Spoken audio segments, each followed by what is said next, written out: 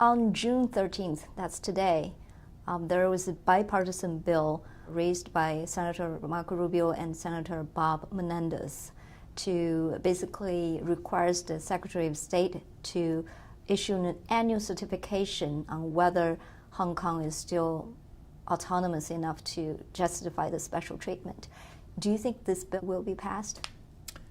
Well, I think most likely if the extradition law passes, the bill will be passed, and I think that would be extremely harmful to People's Republic of China and the Chinese Communist Party because, quite frankly, Hong Kong for China is the window to the West, and that special treatment that Hong Kong receives because of the one country, two systems policy allows them to have access to Western capital markets.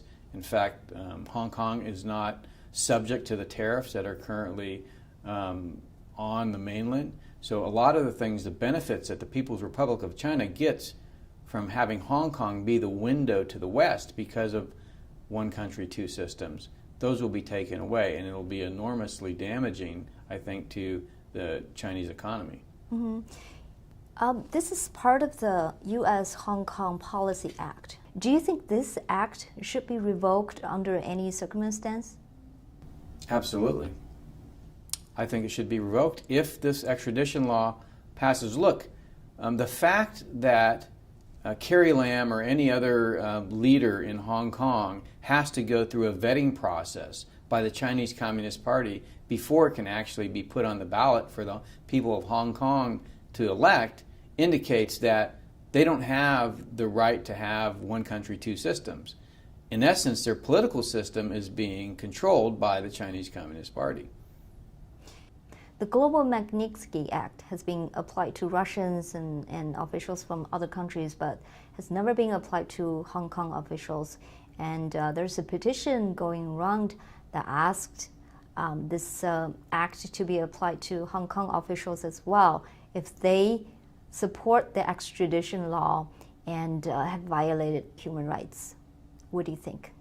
Well, I think the Global Magnitsky Act was meant to deal with violators of human rights, and I think that going forward we ought to take a much broader view of who that applies to. So certainly if the extradition law results in the arbitrary, capricious, and without due process detention and extradition of people in Hong Kong, or perhaps even international travelers that transit Hong Kong and are then essentially sequestered by the Chinese Communist Party back to the mainland, that's extremely troubling and certainly should be considered. Do you think Hong Kong could be a fuse that would lit the fire that could burn down the Chinese Communist regime? I think the fuse has already been lit, and it really has to do with the way that Chinese Communist Party uses their system of economic, financial, and informational control to essentially erode freedoms, not just in China, but also outside of China.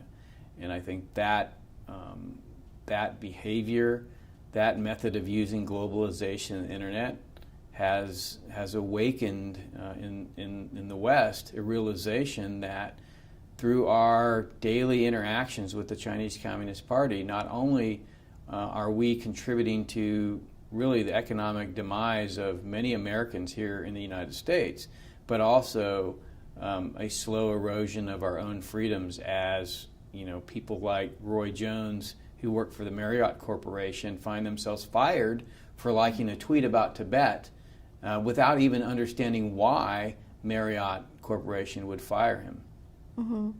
Can you walk us through maybe this process? For example, in terms of U.S.-China trade war, if this extradition law was passed, what would happen to Hong Kong and what will happen to the U.S.-China trade war? Yeah, I don't know specifically what might happen, but if that special relationship is taken away from Hong Kong, it will be extremely damaging for the Hong Kong economy, but also for the Chinese economy because, it relies on Hong Kong as a window to the West.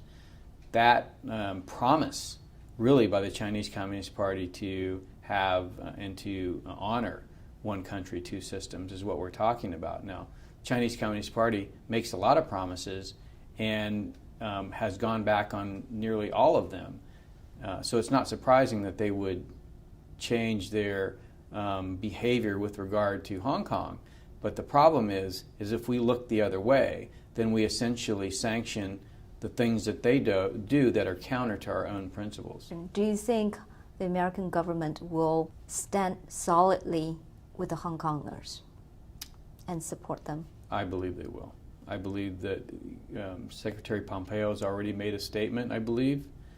I think that you're going to see not just from the administration, but also the Congress and just people, not just in America, in democracies everywhere, when they see the peaceful people of Hong Kong subjected to essentially the same rules that are applied to the people in mainland China, I think this is just going to be beyond the pale for democracies everywhere. The Chinese Communist Party has been able to hide most of what they do because of how they've organized their society within the mainland China. Mm-hmm. It's very difficult right now for them to hide what they're doing to Hong Kong because they still have a semblance of freedoms with free press. So what's going on now is going to be quite visible to the world, and so I don't think the world is going to look away if we have another Tiananmen Square. Mm-hmm. More specifically, what would U.S. do? Well, I think you're going to see a continued decoupling of the economic, financial, and trade relationship with Hong Kong. With Hong Kong and the PRC.